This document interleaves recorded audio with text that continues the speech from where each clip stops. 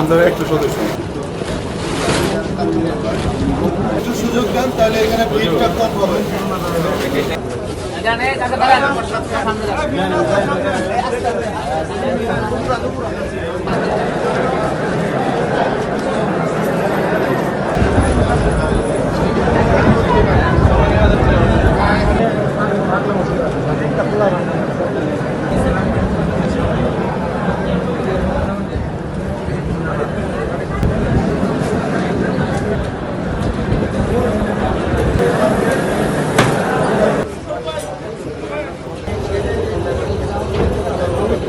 সর্বমোট ১১৪,১৩,৭,৩৫২ টাকা জমা আছে।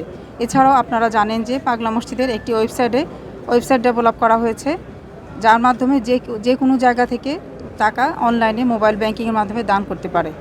ইতোমধ্যে এই ওয়েবসাইটের বাংলা ভার্সনও লাইভ করা হয়েছে।